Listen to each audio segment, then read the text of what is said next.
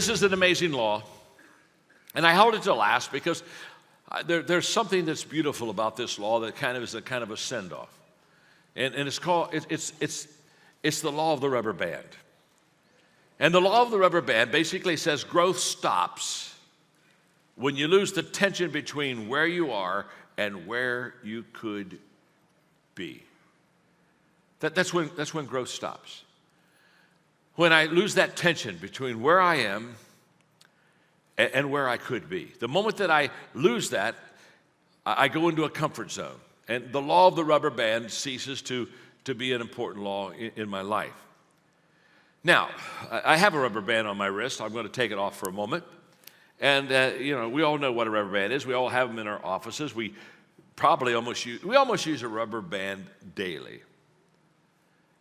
But when you think about this rubber band, there is only one value to it. There's nothing valuable about that rubber band sitting there on my little table here with my water, my iPad. There's nothing valuable about that rubber band in my hand. The only value of a rubber band is the rubber band becomes valuable when it is stretched. That's the only value in it. There's no value in a rubber band unless you stretch it. But the moment that you stretch that rubber band, it holds pencils together, it holds things together. Now it has value, but the value is in its stretching. And I want you to know that that's not only true with the rubber band, but it's also true about us. Life begins at the end of our comfort zone. And so if you are a rubber band not being stretched, if you are living in your comfort zone, I want to promise you that you're not experiencing life as it could be. You're not experiencing life to its fullness. And so I've written this down, so let me just read this to you. Let me define comfort zone. Comfort zone is characterized by doing the same things in the same ways with the same people at the same time and getting the same results, then asking the same question, why? That's the comfort zone. And yet, don't you know people like that? I know people like that. They're doing the same thing, the same way, with the same people, at the same time, getting the same results, and they're asking the same question, why? If I always do, it's the old definition of insanity. If I always do what I've always done, I always get what I've always gotten. This is exactly what we're talking about. And yet, for years, I've been passionate about helping people stretch and get out of their comfort zone. In fact, clear back in 1987, I wrote a book called Be All You Can Be. And it's a simple little book, but it was a stretching book. And basically, it was back then that I started telling people that you need to develop your reach muscle. Your reach muscle is that muscle you use to stretch and reach and try to get just a little bit farther. Just try to get a little bit more. Try to do a little bit more, go a little bit farther than you've ever gone, that you've ever been, or you've ever done before in your life. I can still remember in my life the first time I got challenged with the rubber band, the law of the rubber band. I was 25, 26. And I was going to my second church in Lancaster, Ohio. And this church was, for a 25, 26-year-old kid, was really a good church. It was very established, very well-to-do. It was just kind of like an ideal congregation, about 500 people. And I remember going to that church and sitting down with the previous pastor. And I remember him saying, John, he says, you're going to love this church. He'd been there for, I think, 8 years, 10 years. He said, you're going to love this church. He said, this is the right-sized church. So I said, what do you mean by the right-sized church? He said, it's big enough that it just runs itself. And he said, I just love being here because he said, I got to play golf 3 times a week. And he said, they've just got enough resources that you don't have to push anything. You don't have to push. He said, it just kind of shows up on Sunday. And I remember sitting there and I'm thinking, wow, he's enamored with something that runs itself. Now, let me just stop here for a moment. My name is John. I'm your friend. If whatever you're doing is running itself, it's running itself into the ground. You understand that when it runs itself, it's going downhill. Nothing ever ran itself uphill. And so he said, well, it runs itself. When anybody says, well, I just want to get it so that it runs itself. It just runs itself. We already have a problem. And I can still remember saying, wow, because I love to play golf. I thought, man, if I kind of take this approach and let it run itself, I can play golf 3 times a week, and I can do all these other things, and I won't have to work really too hard. And I remember saying, I can't settle for that. That's not what I want. That's not what I don't want this. I want to grow this church. I want to grow myself. I don't want it to stay the same. And so I worked real hard, and we really started. That church, we just took off. We really started growing. And I'll never forget, about a year later, he took me out to lunch, the previous pastor, and he said, John, he said, if you don't mind, I wish you would just kind of stop growing the church. He says, you're making me look bad. Well, of course I made him look bad. He was letting the church run itself. There's a difference between letting the organization run itself and you developing and running it, of course. That's the day, by the way, that's the day I understood something about average people. The light went on. I can still remember sitting with him at the Holiday Inn, having lunch, and he said, John, he said, in a year, he said, we'd almost doubled the church in 1 year. He said, you're growing, and my gosh, some of the members when I was there, they're just talking about you all the time and how fast the church is growing and how exciting it is and how wonderful it is. And he said, you're just showing me up. He said, could you just slow it down? And that's the day I realized average people want you to stay average. I'm here to tell you, you want to make an average person nervous, just start to rise above average. They start you growing, they see you start growing, they see you start developing, and I'm telling you, it really bothers them because what do they want? They don't want you to grow. They want you to stay the same. They want you to be there. So, I've got a laminated card to read to you. Oh, this is just, I don't know, maybe when I think of laminated, it's the fact that it can't tear. There's something, I almost think this. I don't really think this, but I almost think that there's something about when you laminate it, you make it holy, okay? I can't prove that. But it just seems like maybe, okay? So I'm going to read this to you. It's called Defining Average. Average is what failures claim to be when their family and friends ask them why they're not more successful.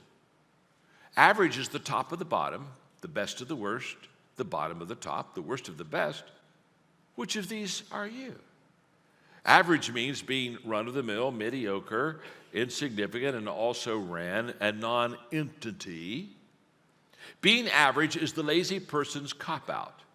It's lacking the guts to take a stand in life. It's living by default. Being average is to take up space for no purpose, to take the trip through life but never pay the fare, to return no interest for God's investment in you. Being average is to pass one's life away with time rather than pass one's time away with life. It's to kill time rather than to work it to death. To be average is to be forgotten once you pass from this life. The successful are remembered for their contributions. The failures are remembered for the fact that they tried. But the average, the silent majority, they're just forgotten. To be average is to commit the greatest crime one can against oneself, against humanity, against one's God. The saddest epitaph is this: here lies Mr. and Mrs. Average. Here lies the remains of what might have been except for their belief that they were only average. Wow.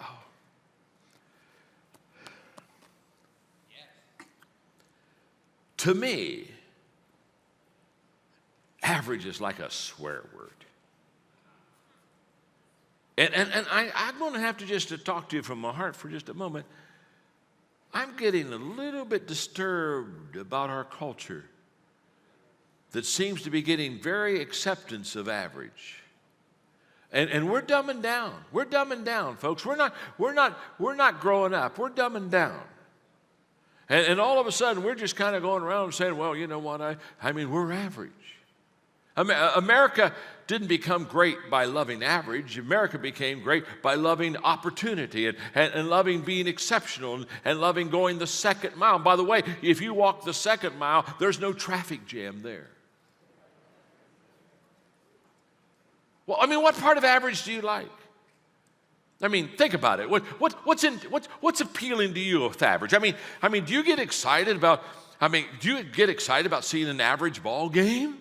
I mean, well, how was the game? Oh, it was average. Well, yeah, woo, it was average. Yeah. Do you get excited about going to an average restaurant? Oh my! Hey, did you enjoy yourself last? Oh my! You have got to go where I went to eat. The food is so average. I mean, I'm telling you, it's just good to taste average food so you know what good food is like. So I like average food all of my life. Come on, get a life, folks. You don't get excited about average. You don't, boy, how was your date?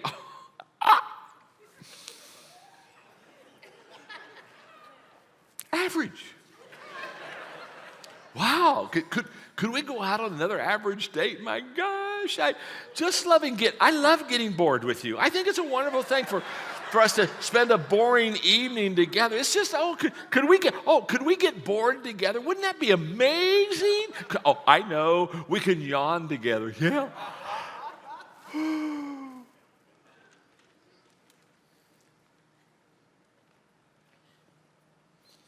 You show me a society that loves average, and I'll show you a society that becomes average.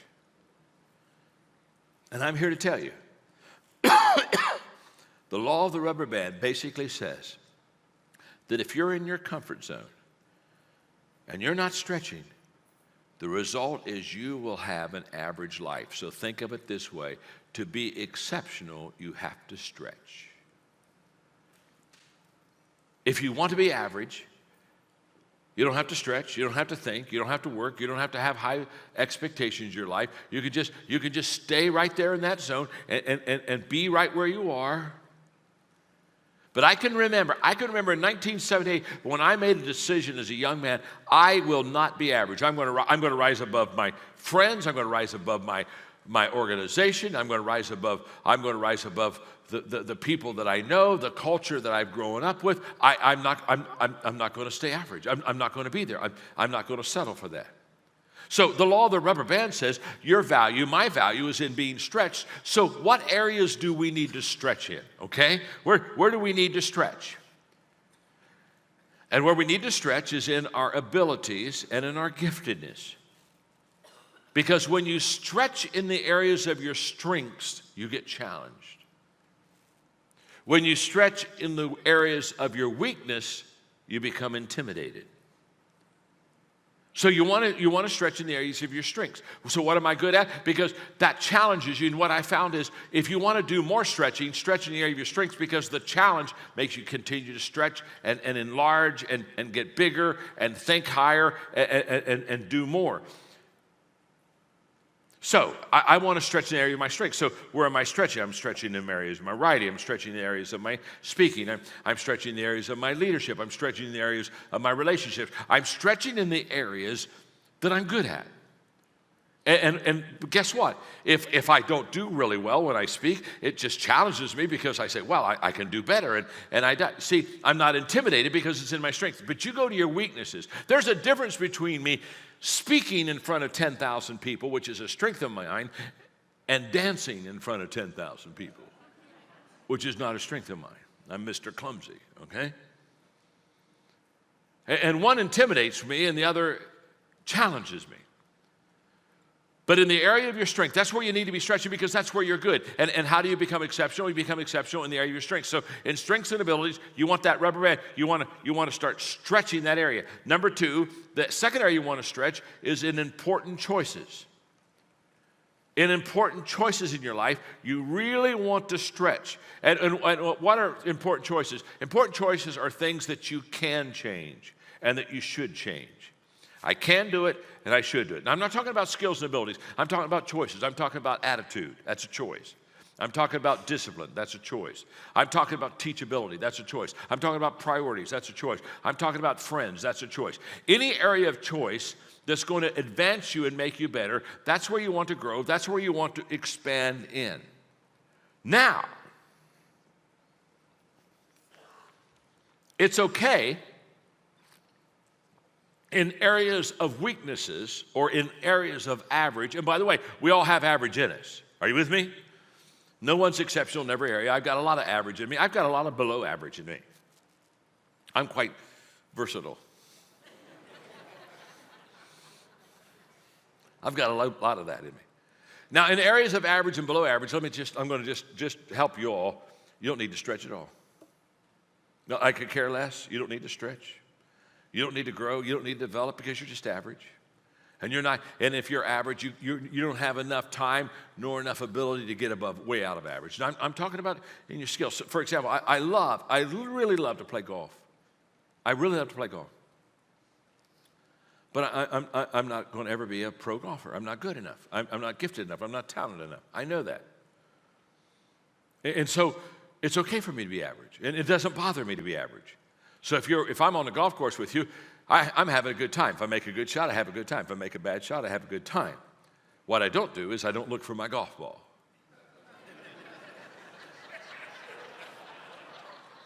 And I don't want you to look for yours either. Because I didn't wake up in the morning saying, if I could look for lost golf balls, that would really be fulfilling to me. So I carry a bunch of golf balls in my bag and say, if you lose one, grab one of mine and just keep hitting. Just keep hitting. The name of this game is don't slow me down. Don't have me over there thinking I'm radar and I can find that stuff, okay? That's not who I am, okay? I'm not interested in your lost golf ball. I'm not interested in my lost golf. I'm not interested in anybody's lost golf ball. Lost golf ball is a lost golf ball. You can't hit a lost golf ball. There's nothing good that you can do with a lost golf ball because it's lost. So why are you taking so much stinking time with it? Why don't you go hit a ball that you can see? What a thought. But I'm average in golf. It doesn't bother me to be average in golf. It's okay. I still can enjoy the game. I have to pay way too high of a price to get my handicap down to single digits. I've had it there once, and it just takes a long time. If you're a 12 or 13 like I am, to get to a 9 or an 8, it just takes hours, and I don't have that time, don't want to give it that time. It's not interesting. So what I'm saying is it's okay to be average in areas that you're average. But it's not okay to be average in things that you're strong in and you have possibilities in, and it's not okay to be average in choices. In choices, you got to work on them. And in skills of strengths, you got to work on them. And everything else, it's okay. Let it alone. Let it alone. I'm not taking a cooking class, folks. Now, can I learn something about cooking if I take a cooking class? Yes, I can. Why am I not going to take a cooking class? Because when I'm done with the cooking class, I'm still not going to be a good cook. I don't have the gifts. I don't have the patience. I just want to look at food and say, appear. Besides, I know how to make good peanut butter sandwiches. That's all a man has to have to live and exist in life is peanut butter, okay? All right. There will be peanut butter in heaven. Yes, there will be. Trust me, I've already checked. Now, let me give you some stretch questions. Questions such as, who stretches me? Wow, that's a great question. Who stretches me? And by the way, let me explain something about that question on who stretches me. This group gets smaller as you get bigger. You got that? It gets smaller as you get bigger. In the beginning, everybody stretched me. Everybody. Because everybody was ahead of me. Now, not everybody's ahead of me. So as you get bigger, as you get better, that groups get smaller. But there was a time when everyone stretched me. There was a time when everything stretched me. Now, not everyone stretches me. Not everything stretches me. But let me ask you a question. Who stretches you? You got to have somebody that's the head of the class. It can't be you. If you're the head of the class, you're in the wrong class. You always got to have somebody bigger, better, faster, smarter than you. I purposely put myself in the lives and the positions and the places to get around people bigger, faster, and smarter than me. It's huge. Who stretches me? Another question is, what stretches me? I mean, what is it that when I hear it or I see it, it just stretches me. And it could be ideas, it could be experiences, it could be stories. I can tell you, quotes stretch me. If I get a great quote that I can think on for a while, that's a stretching thing for me. Examples, they stretch me. I believe this area of teachability, I believe that everyone has something to teach me. So I'm curious, I ask questions. I believe that everything has something to teach me. I believe everyone, I believe everything. I have a great desire to learn and to grow. So here's what I know. You got to look and say, what is really stretching me? Who is stretching me right now? And you need to know who those people are. And you need to go to them. And you need to spend some time with them. And with those people, you want to ask questions. You want to go and ask questions that will help you to grow and help you to learn. I'm so glad that when I was very young, in my first few years of ministry, that I had enough sense to go to pastors of large churches and ask them questions. And I can remember how I was stretched and how it moved me. And I thought, man, someday this could be me. I wonder if it could be me someday. Well, I'm going to try to let this be me. And here's what I know about stretching. Once a mind is stretched, it cannot return to its original dimension. Why I'm so passionate about stretching people is once you've been stretched, you don't go back. Once a heart is stretched, it really can't go back to its original dimension. Once an idea is stretched, it really cannot go back. Once a hope is stretched, it just can't go back to its original dimension. Once a passion is stretched, the fire is lit. You just can't, because when you go back to where you were, it's not satisfying. Let me just talk about a stretching experience in my life, and that is we're having the privilege in Guatemala and Paraguay to help these countries by the invitation of the presidents and the leaders of the countries to, in roundtables, teach transformation and teach leadership values and see people really begin to grow and really begin to be changed. And so we take some of our John Maxwell team coaches down there to teach people to facilitate roundtable facilitators. And so I had, maybe 300 of our coaches down, and I was getting them ready because they were going to spend 4 days of teaching maybe 17,000, 18,000 people to be roundtable facilitators. And so I was talking about, you're giving up a lot, you've paid your own way down here, the culture isn't what you're used to, the standard of living isn't what you're used to. I mean, there's a lot of things that are different for you. But I said, let me explain what's about to happen. I said, you're about to give yourself away to people that are not as fortunate as you, who don't have the privileges of you, who don't know what you know, but you're about to put in their hands something that's going to enrich their life, help them to be a person of value, and help them to enrich other people's life. You're about to give them a gift like they have never received before. No one has given them the gift that you're going to give them over the next 3 or 4 days as you begin to equip them as a roundtable facilitator. And then I said these words, once you have tasted significance, success will never satisfy you again. It really won't. Once you have gotten beyond yourself and you begin to live beyond yourself, I'm going to promise you, once you've tasted lives being changed and dreams being placed in people's lives and hopes being restored, once you've seen the lift of people, and as they learn the values, they become more valuable and they begin to feel a person of value and worth. Once you begin to do these things, I promise you, you'll never want to go back again. And I want to tell you something, title, position, that stuff just begins to fade away in your life. It just begins to fade away. It's too long of a story, and I don't want to get into it except for just a kind of a closing teaching thought or purpose. So I'll just mention it and highlight a couple things, and then I've got to move on. And to do it in detail is not enough. But a few months ago, a third party came to me very seriously and asked me if I would run for president. And I can promise you I spent 10 days just really working through that whole process of, should I do this? I've never wanted to, have never been a desire of mine, never has been on my list at all. But when they asked me, when they really came down, we had a day where we really got serious about this after me 10 days reflecting, and they asked me, first of all, do you think you're qualified to be president? And I said, I think I'm qualified to be president for 2 reasons.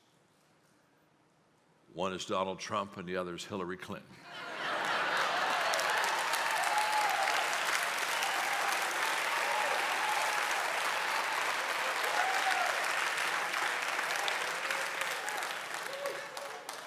Pathetic. Pathetic. Dumbing down America. A year ago, I would have never believed that a reality TV star could be a serious candidate for president.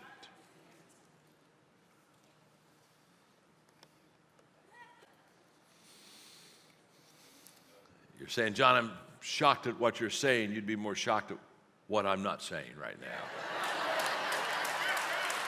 You don't have any idea how much control I'm using right now. I'm holding myself back so badly, but I'm telling you, after watching the presidential debate, I wanted to be in there so badly. You talk about sitting ducks.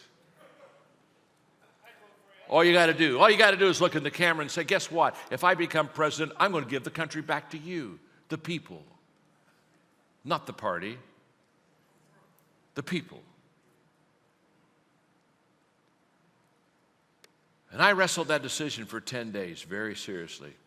Came to the conclusion that there was not enough time to make a run at it that would allow me to win. And why run if you're not going to win? I mean, hello? Third isn't my goal in life. Even it is for President of the United States, it's not my goal. If you're going to run, you run to win. And I need a longer runway. I needed a longer ramp. I told him, I said, I need a year and a half, 2 years to develop and get my team. And they had financial support. I mean, they were ready. They were ready to pull the trigger on the whole process. But then I said no, which was by far the right decision, no doubt about that in my mind. And I went down to Paraguay, and I went to Guatemala, and I watched these 2 countries that we've been in Guatemala for 3 years. We've been in Paraguay for 1 year. And in that period of time, we have now 400,000 people that are going through roundtables of 6 and 8 each, learning leadership values. We have over 42,000 roundtable facilitators. We've seen the people that we trained in Guatemala literally kick out a corrupt president and a vice president, and over 300 people are now in jail because of an attorney general who went through our roundtable materials and began to understand that they needed to take a stand against corruption, and literally became the lead prosecutor and put all these people in prison.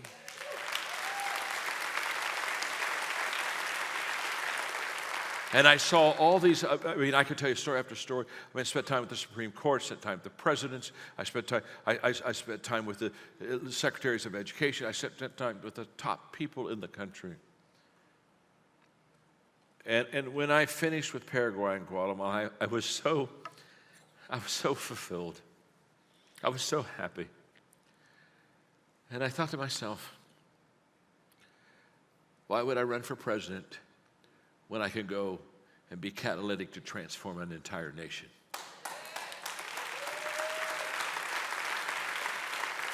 And I just tell you that we're in Paraguay because of a little girl named Gabby. She's a little girl. She's a mother of 2. She's probably in her young 30s, but she was a John Maxwell team member, and she heard me talk about transforming nations. She came up and she handed her passport to me and said, put one word in it for me. And I wrote the word transformation. She took her passport, says, that's what I'm going to do. I'm going to go back and I'm going to be a catalyst for transforming my country. She came back 6 months later, gave me my intentional living book, and she said, would you sign it to the president? I said, what's his name? She gave me his name. I said, do you know him? She said, no.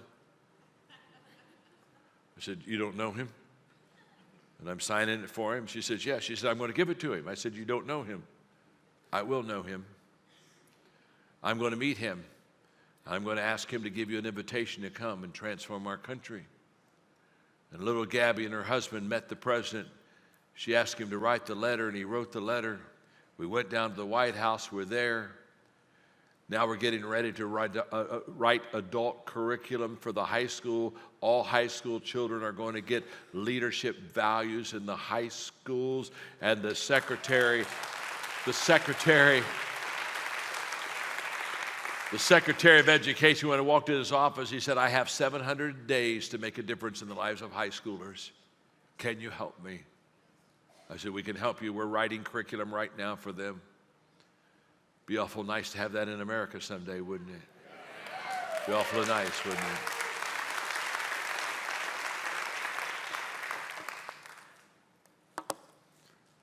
But I think of that little girl, Gabby, who said, I'm going to make a difference. And every time I'm with her down there, and now she's seen tens of thousands of her countrymen changed and literally turning around. We just signed an agreement with the military to train all 45,000 in the military. And I mean, we're just signing, and they're saying, do this and do this. And I'm just bringing Gabby along, and I'm holding her hand. I'm saying, honey, I said, look here.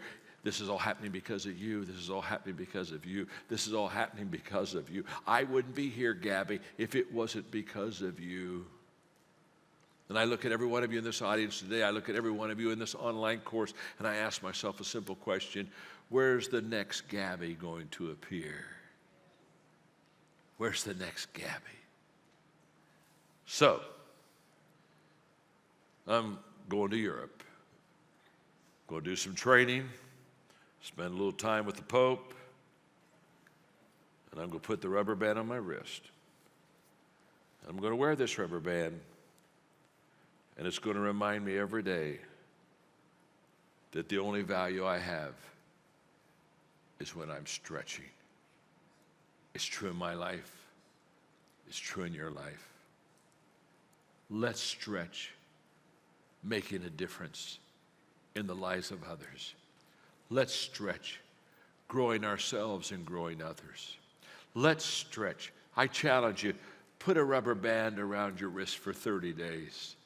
Let's just stretch and be all that we can be so that we can help every person be all that we can be.